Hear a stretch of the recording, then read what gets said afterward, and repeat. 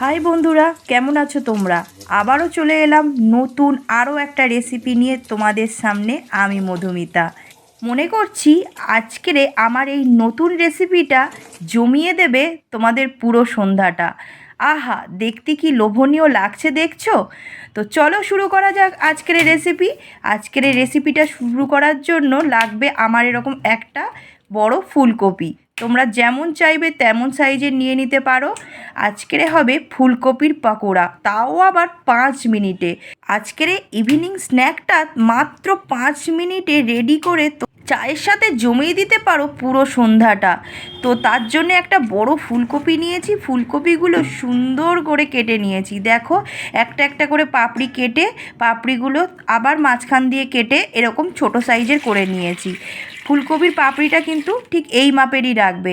এবারে আমি ভালো করে জল দিয়ে ফুলকপিটা ধুয়ে নেব। ফুলকপিটা কিন্তু ভালো করে ধুয়ে নেওয়া অবশ্যই জরুরি। তারপর গ্যাসে একটা কড়াই বসিয়ে 1 মগ জল দিয়ে দেব 2 চামচ লবণ। এরপর জলটা যখন গরম হয়ে যাবে তখনই ধুয়ে রাখা ফুলকপিগুলো দিয়ে দেব। ফুলকপিগুলো দিয়ে বেশিক্ষণ কিন্তু ফুটানো যাবে না। 1 মিনিট মতন একটু ফুটে উঠলেই কিন্তু ফুলকপিগুলো নামিয়ে ফেলতে হবে, না হলে ফুলকপি নরম হয়ে গেলে পকোড়াটা কিন্তু ভালো হবে না। দেখো, আমি 1 মিনিট একটু ফুটিয়ে নিয়েছি। এরপর ফুলকপিগুলো একটি পাত্রে ফুলকপিগুলো জল ঝরিয়ে তুলে নিলাম। আজকের সন্ধ্যাটা পুরো জমে যাবে এই ফুলকপির পকোড়ার সঙ্গে। আর একদম কম টাইমে অল্প উপকরণে চটপট যদি মজাদার কিছু বানিয়ে নিতে চাও তাহলে এই রেসিপিটা হলো তোমাদের জন্য। আর দেখবে এই রেসিপিটা পেলে ছোট থেকে বড়, বড় থেকে বুড়ো সবাই প্রশংসা করবে এই ফুলকপির পকোড়ার জন্য। তো তার জন্য দেখো, ভাপানো ফুলকপির মধ্যে পরিমাণ মতন লবণ দিয়ে দিলাম। লবণটা কিন্তু তোমরা একটু বুঝেই দেবে, কারণ যখন ফুলকপিটা ভাপানো হয় তখনও কিন্তু তাতে একটু লবণ দেওয়া আছে। এরপরে দিয়ে দিলাম হলুদ গুঁড়ো, লঙ্কা গুঁড়ো, মরিচ গুঁড়ো, তার সঙ্গে দিয়ে দিলাম একটু আদা রসুনের পেস্ট দিয়ে ভালো করে মাখিয়ে নিলাম। এইভাবে করে কিন্তু প্রত্যেকটা ফুলকপির মধ্যে মশলাটা যেন ঢোকে সেইভাবে মাখিয়ে নিতে হবে। এদিকে একটা গামলির মধ্যে হাফ বাটি বেসন আর হাফ বাটি কর্নফ্লাওয়ার একসাথে মিক্সড করে গামলির মধ্যে দিয়ে দিয়েছি। এবার দিয়ে দিলাম পরিমাণ মতন লবণ আর লঙ্কা কুচি। এর মধ্যে তোমরা যদি লঙ্কা কুচি নাও দিতে চাও না দিতে পারো। যদি বাচ্চারা খায় তাহলে লঙ্কাটা স্কিপ করতে পারো।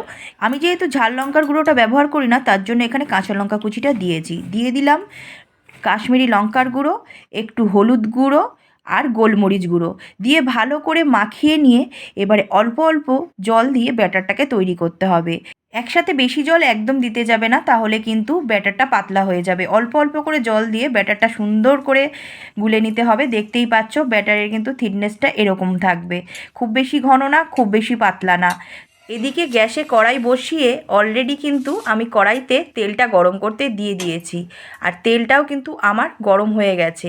তেলটা কিন্তু খুব বেশি হিট করা যাবে না, তাহলে কিন্তু পকোড়াটা দেওয়ার সঙ্গে সঙ্গে পুড়ে যাবে আর তাহলে ভেতর থেকে কাঁচা রয়ে যাবে। তেলটা মিডিয়াম গরম করবে আর একটা করে ফুলকপি নেবে, তার ডাঁটিটা ধরে সুন্দরভাবে এইভাবে করে বেসনের মধ্যে চুপিয়ে চুপিয়ে আস্তে করে ছেড়ে দেবে। আর জালটাও কিন্তু মিডিয়ামে রাখবে, না হলে কিন্তু ওপর থেকে পুরো ফুলকপিটা পুড়ে যাবে আর ভেতর থেকে কিন্তু কাঁচাই থেকে যাবে। একটা একটা ফুলকপির ডাঁটিগুলো ধরবে আর ব্যাটারের মধ্যে এপিট ওপিট করে ভালো করে চুপিয়ে একটু ঝাড়া দিয়ে কড়াইয়ের মধ্যে আস্তে করে শুইয়ে দেবে। দেখবে একে অপরের গায়ে যেন না লাগে, তাহলে কিন্তু একে অপরের সঙ্গে লেগে যাবে।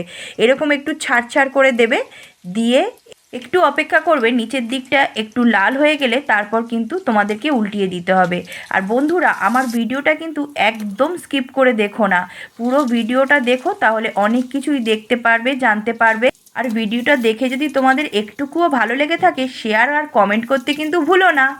তাহলে তোমাদের উৎসাহে আরও নতুন নতুন রেসিপি তোমাদের সামনে নিয়ে আসতে পারবো। দেখো, এক পিঠ আমার সুন্দরভাবে লাল হয়ে গেছে, অপর পিঠটা কিন্তু এবার আমি উল্টিয়ে দিচ্ছি। দেখতেই পাচ্ছ, ধরে ধরে আস্তে করে উল্টিয়ে দিতে হবে। সবকটা পকোড়াই কিন্তু আমার উল্টিয়ে দেওয়া হয়ে গেছে এবং পুরো লাল লাল করে ভেজে নিয়েছি, দেখতেই পাচ্ছ।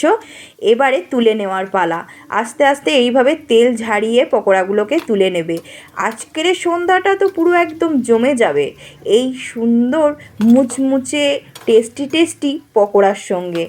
তো তোমরা একবার কিন্তু এই রেসিপিটা বানিয়ে খেয়ে দেখো, ছোট বড় কেউই কিন্তু এর স্বাদটা ভুলতে পারবে না। মাত্র 5 মিনিটে আর একদম অল্প উপকরণ দিয়ে কম খরচে এই দুর্দান্ত রেসিপিটা। আমাদের বাড়িতে তো প্লেটটা সবার সামনে নিয়ে যেতে না যেতে সঙ্গে সঙ্গে ফাঁকা হয়ে গেল।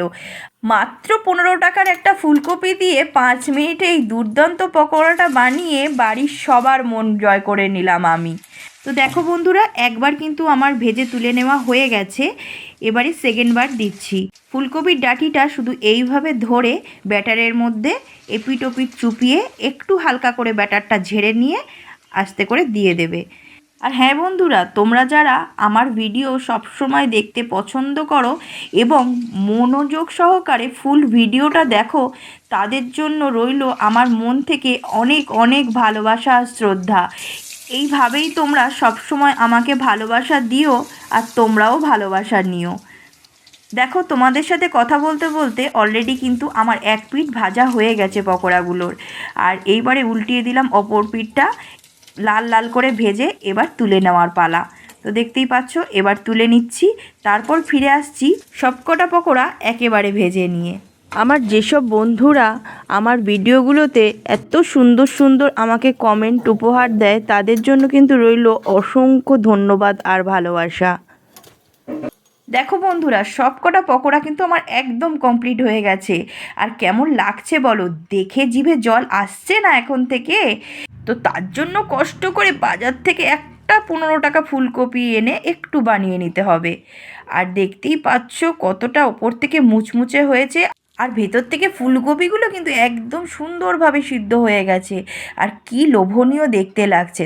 তো চলো এবারে একটু টেস্ট করে তোমাদেরকে বলি কেমন লেগেছে। তোমরা অলরেডি দেখেই বুঝে গেছো, দুর্দান্ত অসাধারণ খেতে। এই স্বাদ তোমাদেরকে বলে বোঝাতে পারবো না, বাড়িতে বানিয়ে খেলে তবেই বুঝতে পারবে। আশা করি এরকম তোমরা খাওনি।